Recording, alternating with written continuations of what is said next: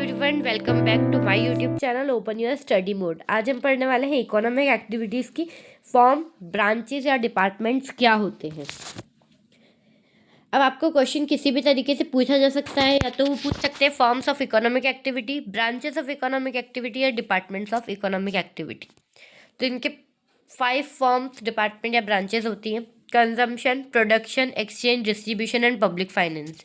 अब मैं आपको इसका एक बेसिक मीनिंग भी बताऊंगी जिसके थ्रू आप इसको रिमेंबर रख सकते हो। कंजम्पशन, आप बाजार जाते हो, कोई भी गुड्स बाजार से खरीद के लाते हो और इससे यूज़ करते हो, उस चीज़ को हम कंजम्पशन बोलते हैं in very simple language. For example, आपको एक पेन की ज़रूरत है अपनी स्टडी के लिए, आप बाजार गए, पेन लेकर आए, आपने प्रोड्यूसर द्वारा प्रोड्यूस किया हुआ गुड्स को कंज्यूम किया, यानी आपने उसका यूज़ किया, दैट इज़ कंजम्पशन। तो ये एक सेंट्रल पॉइंट है जिसके अराउंड सारी इकोनॉमिक एक्टिविटीज़ होती है। इसमें स्टडी किस चीज़ की जाती है? ह्यूमन वांट्स, हमें क्या चाहिए एज अ कस्टमर, हमारी डिमांड क्या है, और उस चीज़ का सप्लाई होना, वो कंजम्पशन कहलाता है। कंजम्पशन मतलब गुड्स जो भी प्रोड्यूसर प्रोड्यूस कर रहा है उसको कंज्यूमर कंज्यूम करे।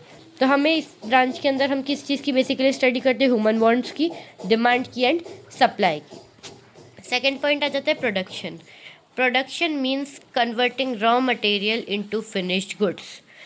प्रोडक्शन का मतलब होता है रॉ मटेरियल को फिनिश्ड गुड्स में कन्वर्ट करना। रॉ मटेरियल नहीं, कच्चा माल। जैसे कि ये स्केच पेन है, स्केच पेन का जब रॉ मटेरियल आया था, ऑब्वियसली आप रॉ मटेरियल को तो परचेस नहीं करने वाले हो, इसके लिए जो प्रोसेस लगती है, जिसके रॉ मटेरियल कच्चा माल जिसका लगता है, वो आप खरीदोगे कभी भी नहीं। जब ये बन के रेडी हो जाएगा, मार्केट में सेल होने के लिए आ जाएगा, तब आप इस गुड्स को परचेस करोगे। तो that is called production. Producing commodities and services for satisfying human wants, हमारी कंज्यूमर की इच्छाओं को पूरा करने के लिए, सेटिस्फाई करने के लिए जो गुड्स बनाए जाते हैं वो प्रोडक्शन के अंदर आते हैं। इस ब्रांच में हम लॉ ऑफ रिटर्न, लॉ और रिटर्न टू स्केल की भी हम स्टडी करते हैं। ठीक है, नेक्स्ट आ जाता है एक्सचेंज। एक्सचेंज में आप बहुत अच्छे से जानते हैं बार्टर सिस्टम क्या होता है और मनी एक्सचेंज क्या होता है।